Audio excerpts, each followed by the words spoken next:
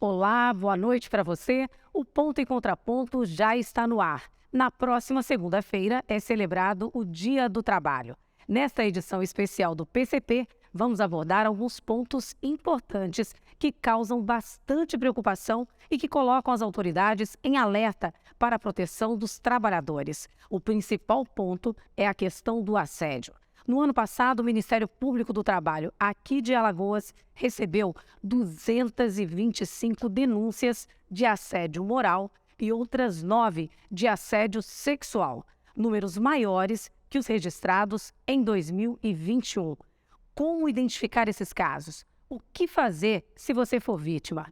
Quem responde a essas perguntas é o procurador-chefe do MPT em Alagoas, Rafael Gazanel. Boa noite, doutor Rafael. Seja muito bem-vindo ao nosso programa. Boa noite, Sheila.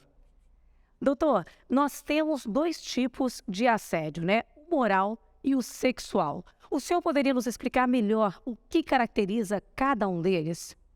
Bem, doutrinariamente falando, existe até essa diferenciação, mas eu prefiro considerar o assédio como um gênero, né, do qual o sexual seria uma das espécies. As outras situações que também caracterizam o assédio são aquelas relacionadas com a questão da cor da pele, o famoso racismo, questões relacionadas com a orientação sexual, geralmente envolvendo situações de homofobia.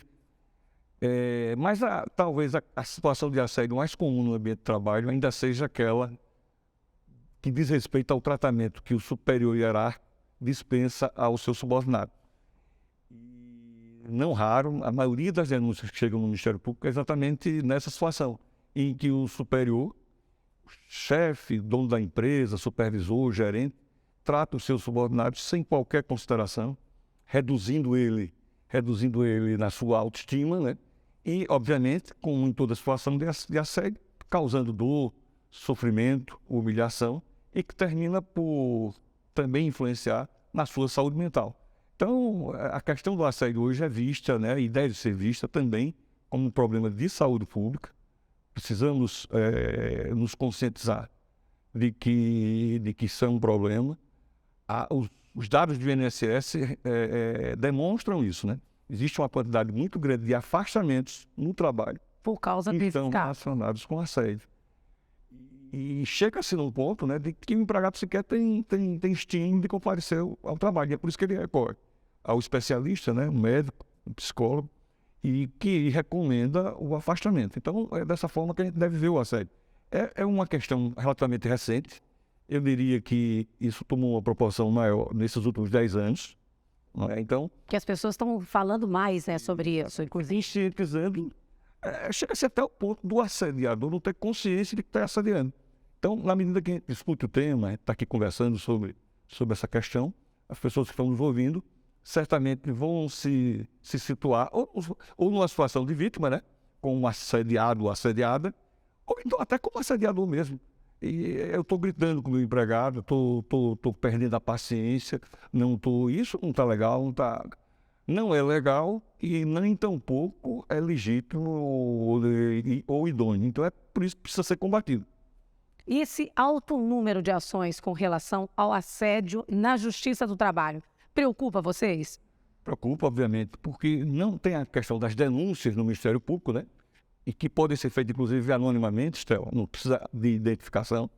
E tem aquelas situações em que o empregado é assediado, não tem como se contrapor ao seu empregador, ao assediador, né? No caso, o gerente, o supervisor, enfim.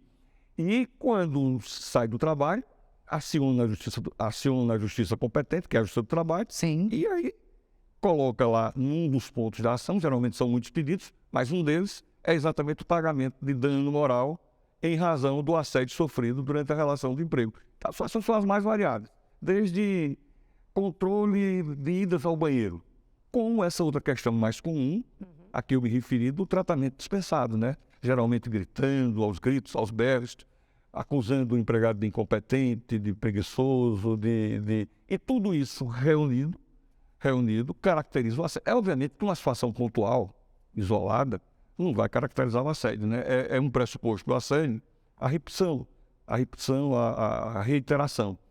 Mas o que é que a gente aconselha? Se alguém perdeu a cabeça em algum momento, se eu perdi a cabeça lá em casa com a minha empregada doméstica, com o meu empregado doméstico, tem que pedir desculpas, né? Tem que voltar atrás, recuar e não repetir. Isso visto de uma forma isolada, de uma forma... O certo é você tratar o seu empregado com dignidade. Isso é o que está na nossa Constituição. E que deveria ser feito. Exatamente. Agora, se um trabalhador ele percebe que está sendo vítima de assédio, o que pode ser feito, né? A quem ele deve recorrer? Eu acho que, de certa forma, eu expliquei um pouquinho Queria que você detalhasse mais isso. Quem está trabalhando hoje, né? Você está trabalhando hoje, você não tem como pedir demissão, pedir dispensa, despedimento. Muitas vezes acontece de pedir. Sim. Mas, a maioria das vezes, ele precisa do seu emprego, do seu trabalho, né? Então, o que a gente aconselha? Primeiro, reunir prova, dentro do possível, né? Hoje, a gente sabe que o celular, o que menos faz é telefonar, né? Ele grava... Tira foto. Tira foto. Então, hoje em dia, todo mundo... se o empregado tem frieza, né? Nesse sentido de fazer os registros, então, isso é muito importante. Reunir provas, né? Mostrar que aquela situação não é uma situação isolada. Certo. É uma situação que se repete. Fazer print, às vezes, de conversas, né? Porque tem muitos assédios pelo WhatsApp, né? Sim, não é verdade? Hoje, sim. Pelo Instagram. Se reúne-se muito, se passa muito recado, se dá muitas ordens Sim. via celular. E fora de hora, inclusive, né? Não respeitando Não pode, né? Obviamente que o descanso, né? Do trabalhador. Vou repetir aqui, uma situação isolada, uma situação especial, extraordinária. Não vejo problema. Mas isso pode se tornar rotina, né? Porque, senão, o empregador pode desembocar numa situação de assédio. Então, é isso. Em primeiro lugar, reunir provas. E se está, o fato está ocorrendo durante a relação de emprego, o Ministério Público é uma das formas, né, de denunciar o caso. A gente recebe denúncia lá pelo meio tradicional, presencial, mas também recebemos por telefone e também pelo digital, né, pela nossa página da internet. E a outra situação é aquela que eu me referi. O empregado, usando a expressão popular, aguenta calado, no dia que é despedido ou pede para sair, aí vai para a Justiça do Trabalho. E certamente, quando conversar com o seu advogado, o advogado de sua confiança, ele vai perguntar se aquela situação caracteriza assédio e, se for o caso, ele vai acionar as empresas ou a empresa para que pague geralmente um valor indenizatório que vai reparar exatamente a situação de humilhação, a dor e o sofrimento que ele sofreu durante a relação de emprego. Atualmente, a CIPA, né, que é a Comissão Interna de Prevenção de Acidentes, também é orientada a trabalhar a questão do assédio dentro da empresa. Tá certa essa informação? Certo, vou até reforçar. Não é bem orientada, hoje é uma obrigação. Obrigação. Não é mais aproximadamente 6 meses, eu não lembro qual foi o número da lei. Ela deu essa atribuição à CIPA também. A CIPA, todo mundo sabe, quem conhece um pouquinho da realidade trabalhista, sabe que a CIPA existe para tratar dentro do ambiente de trabalho e prevenir questões relacionadas à saúde e segurança. Chegou-se à conclusão, até hoje, até óbvio, de que a questão do assédio está relacionada com a saúde do trabalhador. Sim. Então, nada mais lógico do que as empresas, dentro da chamada CIPA, tratar da questão do assédio e tentar resolver os casos que ocorrem dentro da empresa naquele ambiente onde existe representante dos empregados e representante dos empregadores. Na prática, isso é fácil? Não é tão fácil. Ela precisa estar atenta ou ela espera também? Então, o empregado precisa também ter eu diria até a coragem de se dirigir a uma CIPA e dizer que o seu gerente, que o dono da empresa está agindo assim, o assado, está assediando ela sexualmente, está praticando isso ou aquela conduta, aquela classificação. Então, na prática não é fácil, mas também não é impossível que a CIPA faça esse trabalho. Inclusive, eu recomendo aqui aos empregadores que... Eu tenho até perguntado isso e me parece que a lei não está sendo devidamente cumprida. É como se... Vamos aguardar o que acontece, mas a lei está em vigência. Então, ela precisa ser cumprida. Tem algumas determinações. Essa comissão, ela tem que eleger um procedimento para receber as denúncias e julgá-las, né? Dar um resultado final. A CIPA também tem a obrigação de realizar encontros, seminários, pelo menos um por ano, para tratar desse assunto perante todos os empregados. Eu gostaria de saber se ele acontece somente da chefia para os subordinados ou pode ser caracterizado também entre colegas de trabalho? Pode sim, pode ser caracterizado também no que a gente chama de plano horizontal, né? O mais normal, mais comum, digamos assim, é no plano vertical, né? Da chefia, né? Do superior hierárquico em relação aos seus subordinados, mas não é incomum até situações em que o assédio se caracteriza, emerge no plano também horizontal. É muito comum naquelas situações de brincadeiras dentro do ambiente de trabalho, e aí envolvendo Coloca racismo, a famosa mão boba, a mão boba e no plano do assédio sexual, né? aproveita para dar um abraço, às vezes, na colega e acaba abusando. É possível. Vou voltar ao que eu disse antes. O importante é que o empregador seja avisado da situação e tome alguma providência. A obrigação dele chamar a atenção do suposto assediador de que aquela conduta, aquele comportamento não condiz com a legislação e que está trazendo constrangimentos para a pessoa que está sendo assediada. Então, é essa a obrigação do empregador, tomando conhecimento, tomar imediatamente as medidas necessárias. Vamos mudar de assunto agora para abordar outro ponto que é preocupante, que é o trabalho análogo à escravidão, alvo de várias operações recentes, inclusive aqui em Alagoas. O que caracteriza esse tipo de crime? Explica para a gente. Veja só, Angela, existe um tipo penal, né? O tipo penal serve de balizamento. O que é que o tipo penal faz referência? Faz referência a trabalho forçado, que seria a escravidão clássica, né? Do Brasil colônia, que se prolongou até praticamente a República, né? Do Império até a República. O trabalho forçado, né? Mas, obviamente, que a escravização moderna, ela já tem uma moldura diferente, né? Então, ela se caracteriza as jornadas exaustivas, a degradância do trabalho, o trabalho degradante, e também quando o empregador se utiliza de subterfúgio, né? De situações oblíquas para dificultar a locomoção do empregado. Isso é muito comum nas migrações internas do Brasil, né? Nas safras que ocorrem periodicamente. A pessoa vai viajar, a empresa está pagando e ela já chega ali com dívida, né? Com o trabalhador. E se for fora do país, tem o passaporte e você vira um prisioneiro. Prisioneiro, né? Nós estamos falando de situação de trabalho escravo no Brasil. Então é muito comum recrutar. O problema é começar no recrutamento. Ele já recruta não seguindo o que determina a lei. E aí, ao recrutar, faz 1000 promessas, não as cumpre no destino. Muitas vezes cobra do empregado um deslocamento, no ônibus, ou seja lá em que veículo for, e ele já chega lá numa situação de endividado, né? E endividado contrai mais dívidas para sobreviver, inclusive para comer, inclusive para se alimentar, e aí termina criando uma situação em que ele não tem como sair daquela situação, porque simplesmente não tem dinheiro, não tem recurso. Então, essa é a situação, digamos, mais comum, juntamente com a degradação da prestação do trabalho. O que é trabalho degradante? São as formas absurdas em que o trabalho são prestados, notadamente quando as situações envolvem jornadas exaustivas, né? Muito acima daquelas estabelecidas na CLT, ou quando desrespeitam regras básicas de saúde e segurança. Alojamentos sem a menor condição de funcionamento, né? Sem condições de fazer as chamadas necessidades diárias de qualquer ser humano, né? Local sem a menor condição para se dormir, se descansar. Enfim, as condições mínimas de higiene que não são respeitadas. Então, são essas situações em que se caracteriza o chamado trabalho análogo à escravização. E esses casos vêm sendo registrados em todo o país, inclusive aqui em Alagoas a gente teve recentemente um resgate, né, que contou com a atuação do MPT, né, na Semana Santa, se eu não me engano. Exatamente.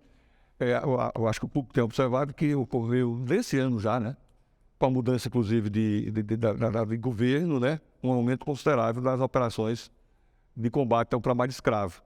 E Alagoas, na chamada Semana Santa, foi visitada, digamos, pelo grupo móvel, né, do Ministério do Trabalho, e foram encontradas 2 situações aqui que a gente considera grave, né? Uma é a questão das pedreiras, né? As pedreiras, esses paralelepípedos que calçam as nossas ruas, né? os paralelepípedos inocentes e que nos proporcionam, digamos assim, conforto ao transitar pelas ruas. Então, esses paralelepípedos, em regra, eu diria até, não sei se eu estou sendo muito contundente, mas em regra são produzidos em condições terríveis. Por quê? Porque para você extrair aquele paralelepípedo, os trabalhadores usam explosivos. E ao usarem explosivos, colocam a sua vida em risco. É vida, é perda de um membro, atingir o ouvido. Então, na operação Também foram identificados. de fabricação de paralelepípedos, foram identificadas várias situações em que sequer se sabe identificar exatamente quem é. Más condições de trabalho, trabalho escravo. Tudo isso e mais o que é pior, sem a gente ter condições de identificar quem é o verdadeiro empregador. Porque o dono da terra, ele... Que arrenda, emprestou, que não é dele, naquela parte que existem as pedras, ele arrenda, e aí a pessoa que arrenda geralmente não tem idoneidade financeira, Sim. é quase igual aos trabalhadores que eles recrutam, e ficamos nessa situação, mas que tem que ser resolvida, e a gente tem que identificar o dono da terra para que ele também tenha responsabilidade sobre aquela situação, porque não é possível que se coloque a vida de pessoas em risco e não se tenha um resultado satisfatório para eliminar esse problema que a gente tem que considerar seríssimo. E o que acontece, né, depois do resgate? Existe um tipo de acolhimento desses trabalhadores? Ótima pergunta, Estela. É por isso que essas operações precisam ser muito bem organizadas, porque não adianta você resgatar, como se diz, o trabalhador e simplesmente... Deixar por isso mesmo. Exatamente, com que não tem nem dinheiro para o transporte. Então, dependendo da situação do trabalhador, ele até não tem nem condição, né, de... Então não pode, tem que ser uma coisa muito organizada, por quê? Para viabilizar, em primeiro lugar, recebimento do seguro-desemprego. Porque se aquela situação é de trabalho escravo, os contratos, se é que existe contrato exatamente, tem que ser imediatamente rompidos. No rompimento, ele vai ficar desempregado, não é? E ao ficar desempregado... Vai ter o seguro-desemprego. Vai ter o seguro-desemprego, essa é a primeira providência. É chamar o empregador, e nós estamos tendo dificuldade nessa questão das pedreiras, né? E identificar um empregador para que ele rescinde os contratos, paguem as verbas devidas, as rescisórias devidas, e, inclusive, custeie o retorno desses trabalhadores para suas cidades de origem. Uma questão importante, onde entra o MPT num segundo momento. Todo mundo já ouviu falar nas famosas ações de indenização por dano moral coletivo. Verdade. Essa talvez seja a nossa grande arma. Que é quando as pessoas se unem. É quando o MPT identifica esse empregador e ajuiza uma ação civil pública objetivando o recebimento do dano moral coletivo, que geralmente são valores considerados expressivos, em muitas situações beirando aos milhões de reais. Então, os empregadores que estão nos ouvindo, fiquem atentos a essa situação, porque não é incomum no Ministério do Trabalho como um todo, e aqui em Alagoas em particular, esse tipo de ação, onde o transgressor vai sofrer no bolso a possibilidade de pagamento dessa reparação que a gente chama de dano moral coletivo. Qual é o sentido da reparação de dano moral coletivo? De alguma forma, reparar o dano social que aquilo causou. Porque o seguro-desemprego, por exemplo, quem é que está pagando? Toda a sociedade. As questões relacionadas com a previdência, que advirão de uma situação dessa, é toda a sociedade. Então, a sociedade precisa ser reparada, e é por isso que a gente cobra o famoso dano moral coletivo.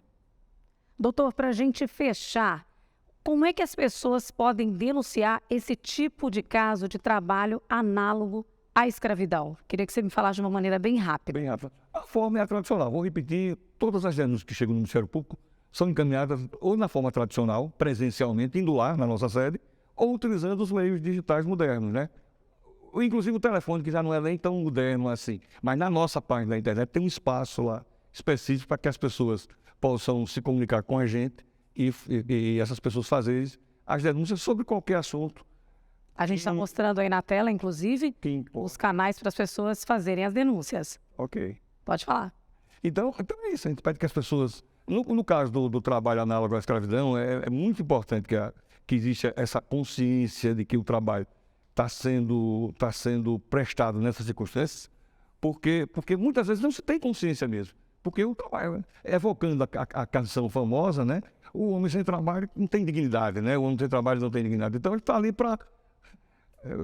Eu acho que a canção fala em matar ou morrer. Matar ou morrer. Eu acho que é de Gonzaguinha a canção famosa. Então é isso. A situação de desespero, de desamparo e de desemprego leva a aceitar um trabalho nessa circunstância.